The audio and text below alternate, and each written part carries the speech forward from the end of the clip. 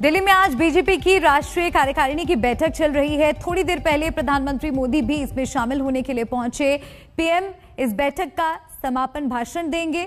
माना जा रहा है कि 2 साल बाद होने वाली कार्यकारिणी बैठक का खास फोकस 5 राज्यों के विधानसभा चुनावों पर होगा, लेकिन बीजेपी का सबसे ज्यादा जोर उत्तर प्रदेश पर रहेगा।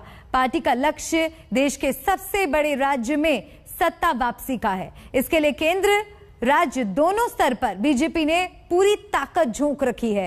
राम भक्ति के सहारे बीजेपी को नैया पार होने का पूरा भरोसा भी है।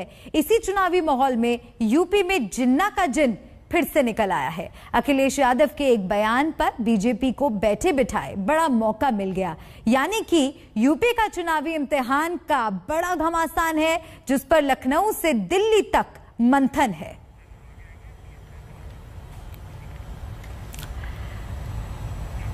तो क्या इस बार का यूपी चुनाव जिन्ना के नाम पर लड़ा जाएगा?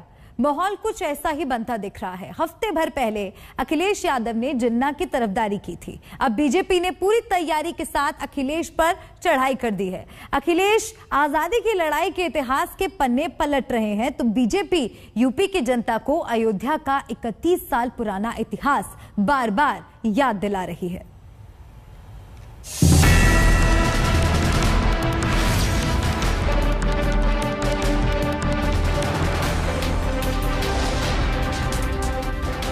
जिन्ना और पाकिस्तान की बात न हो तो हिंदुस्तान का चुनाव कैसा? कहते हैं इंसान अपने इतिहास से कभी पीछा नहीं छोड़ा सकता। यहाँ तो एक पूरा मुल्क 75 साल बाद भी अपने इतिहास को सीने से भींचे हुए है, क्योंकि यही इतिहास हर पार्टी के लिए भविष्य के सिंहासनों की नींव के पत्थर जैसा है। चंद महीनों बाद उत्तर प्रदेश में होने वाली सत्ता के संघर्ष में भी यही इतिहास सबसे बड़ा हथियार बनकर उभर रहा है। सरदार पटेल जी, राष्ट्रपिता महात्मा गांधी, जवाहरलाल नेहरू, जिन्ना एक ही संस्था में पढ़ करके बैरिस्टर बन करके आए थे। एक ही जगह पर पढ़ाई लिखाई की उन्होंने, वो बैरिस्टर बने, उन्होंने आजादी दिलाई। बीजेपी को चुनावी चक्रव्यूह में घेरने के मकसद से अखिलेश यादव एक एक जिला करके पूरा उत्तर प्रदेश नाप रहे हैं। इसी सिलसिले में 31 अक्टूबर को वो हरदोई में थे, जब आजादी के नायकों का जिक्र करते हुए उन्होंने गांधी, नेहरू, पटेल और जिन्ना को एक कतार में खड़ा कर दिया। यूपी में अखिलेश की हसरतों के आगे बीजेपी की दीवार है और बीजेपी के पुरोधा दिवाली में अपने अरमानों के दिए रोशन करने में व्यस्त थे। लिहाजा अखिलेश का ये बयान याददाश्त के बैंक में रख दिया गया और फिक्स डिपॉजिट टूटा त्योहारी रंग उतरने के बाद अररिया की रैली में यूपी के मुख्यमंत्री योगी आदित्यनाथ ने जिन्ना के नाम पर अखिलेश और उनकी राजनीति को जमकर छीला। एक दल के नेता ने पिछले दिनों एक वक्तव्य जारी किया था, और वक्तव्य क्या जारी किया था? यानी भारत की अखंडता के प्रतीक सरदार पटेल की तुलना देश तोड़क जिन्ना से करने का कुत्सित प्रयास किया था। इस प्रकार के शर्मनाक और निंदनीय बयानों को पूरे प्रदेश को खारिज करना चाहिए। लेकिन अखिलेश छाती ठोक कर कह रहे हैं कि उन्होंने जो कहा सही कहा। उल्टे वो विरोधियों को इतिहास की किताबें ठीक से पढ़ने की नसीहत दे रहे हैं। आपने महात्मा गांधी और जिन्ना को लेकर कहा था, उसका कॉन्टेक्स्ट क्या था? अगर आप एक बार क्यों करें कॉन्टेक्स्ट? मैं तो कहूँगा ना कि दोबारा किताबें पढ़ लें, दोबारा किताबें पढ़नी चाहिए। अखिलेश को जिन्ना के इतिहास पर भरोसा है तो बीजेपी को 31 साल पुराने उस इतिहास पर जब अयोध्या कार सेवकों के खून से लाल हो गई थी। तब यूपी की सत्ता की कमान अखिलेश के पिता मुलायम सिंह यादव के हाथों में हुआ करती थी और मुलायम सिंह का सियासी नाम मुल्ला मुलायम हुआ करता था। इससे भी हर कोई वाकिफ है। आज हालात कुछ और हैं। जिस राम मंदिर आंदोलन में गोलियां चली, वो राम मंदिर राम भक्तों के सपनों से बाहर निकलकर हकीकत के धरातल पर खड़ा होने लगा है। यूपी की कमान भी राम भक्त के हाथ में है और भक्तों को राम नाम पर पूरा विश्वास है। भक्तों पर, राम कार सेवकों पर गोलियां चलाई गई थी, बर्बर लाठीचार्ज हो रहा था। तब जय श्री राम बोलना एक अपराध माना जाता था।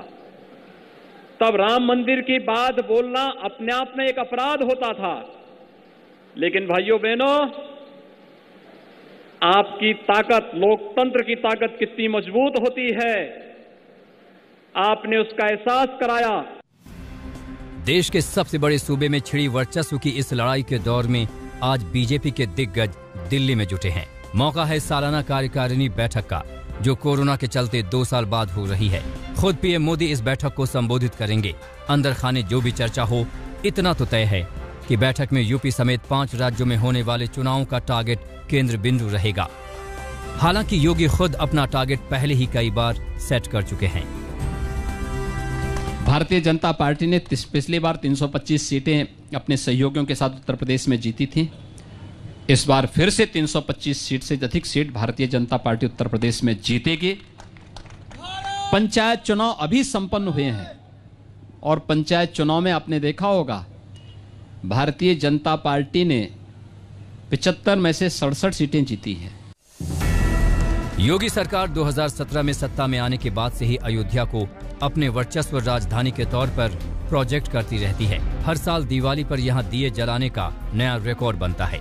राम मंदिर पर फैसला आने के बाद बीजेपी की कोशिशों को जैसे मंजिल ही मिल गई। खुद पीएम ने मंदिर का भूमि पूजन किया और सीएम योगी उनके दूत की तरह मंदिर निर्माण से जुड़ी सारी जिम्मेदारी अपने कंधों पर उठा रहे हैं।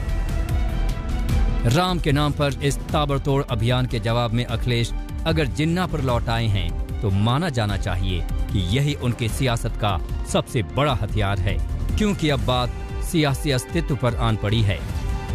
दिल्ली से हिमांशु मिश्रा और लखनऊ से समर्थ श्रीवास्तव के साथ आज तक ब्यूरो।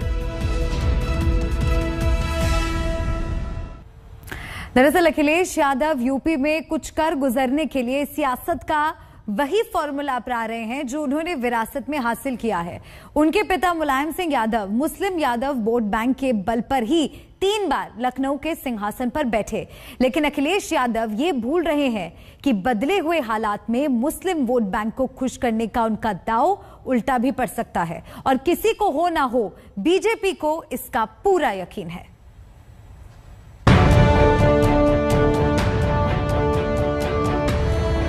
जिन्ना को लेकर हिंदुस्तान में बवाल पहली बार नहीं मचा है।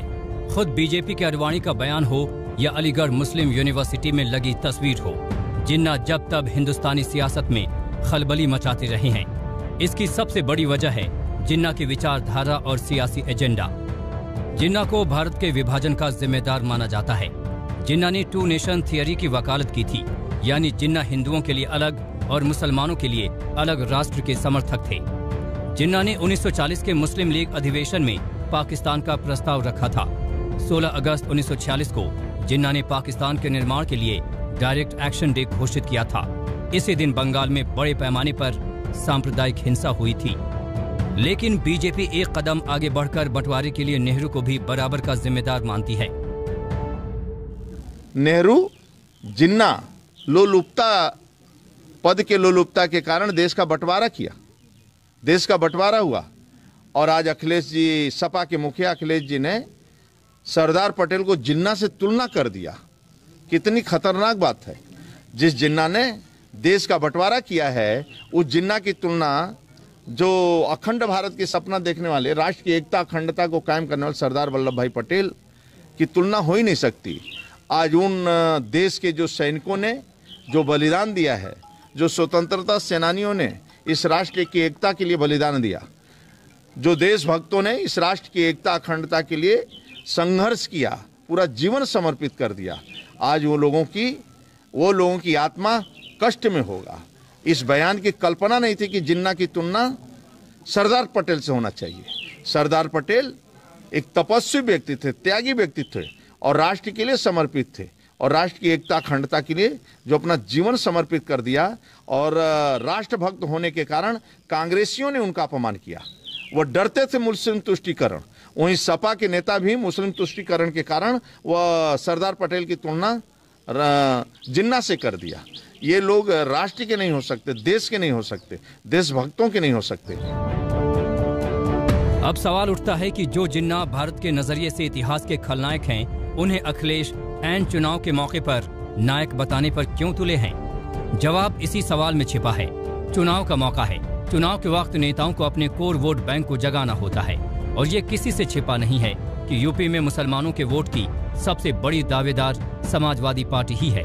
आंकड़े भी इसकी गवाही देते हैं। यूपी में मुस्लिम मतदाताओं की तादाद करीब 20% है। 2017 के विधानसभा चुनाव में एसपी और कांग्रेस को मुसलमानों के 70% वोट मिले। वहीं दोनों पार्टियों ने यादवों के 80% वोट हासिल कर लिए, जबकि अगड़ों के 16% वोट एसपी कांग्रेस गठबंधन को मिले। जाहिर है समाजवादी पार्टी की सबसे बड़ी ताकत मुसलमान और यादव वोट हैं। यादवों की एकजुटता पर तो अखिलेश को पूरा भरोसा है। मुसलमान वोट बैंक को और भी मजबूत करने के लिए ही उनका जिन्ना प्रेम जाग गया है।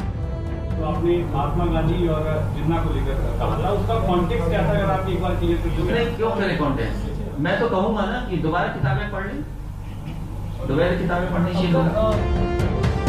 लेकिन मुसलमान वोट बैंक के दूसरे बड़े दावेदार ओवैसी भी इस बार यूपी की परिक्रमा कर रहे हैं।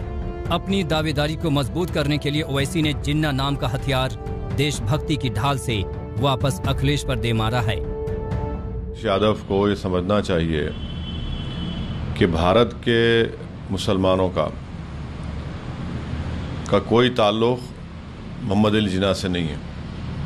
जो भारत में आज मुसलमान रह रहे हैं और जो हमारे बाप दादा थे, उन्होंने 1947 में ही फैसला ले लिया था कि हम पाकिस्तान को नहीं जाएंगे। हमने पाकिस्तान की 2 नेशन थ्योरी को रिजेक्ट किया। मगर ये इस्तेमाल करना और ये कहना, ये तो अखिलेश यादव को मैं समझता हूँ कि उनको दोबारा कोई हिस्टोरियन के पास बैठकर हिस्ट्री पढ़ने की उनको ज़रूरत है। चुनावी इतिहास गवाह है कि हिंदू मुसलमान के नाम पर जब जब टकराव हुआ है, ज्यादातर फायदा बीजेपी को ही हुआ है। अखिलेश का जिन्ना प्रेम बीजेपी के लिए मुंह मांगी मुराद के जैसा है। दिवाली बाद बीजेपी नेताओं के खिलखिलाते चेहरों से छलकता आत्मविश्वास बता रहा है कि अगर कोरोना, महंगाई और रोजगार के नाम पर यूपी की राह में कुछ रोड़े रहे होंगे तो इन्हें हटाने का जिम्मा अखिलेश यादव ने ले लिया है। आज तक ब्यूरो। यूपी चुनाव में क्या गुल खिलाएगा जिन्ना का जिन, ये तो वक्त ही बताएगा। रुक रहे ब्रेक के लिए, देखते रहिए आज तक। फतेहगढ़ जेल में बंद कैदी की डेंगू से मौत के बाद कैदियों ने हंगामा किया। जेल के अंदर लगाई आग। जेलर और डिप्टी जेलर को भी कैदियों ने जमकर पीटा। हालात बिगड़ते देख मौके पर जिला पुलिस और पीएससी को बुलाया गया। तो डेंगू से कैदी की मौत के बाद जेल में हंगामा बरपा और हंगामे को काबू करने में पुलिस बल का पसीना छूट गया। कैदियों ने जेल में आग लगा दी। फतेहगढ़ जेल में कैदियों का हंगामा।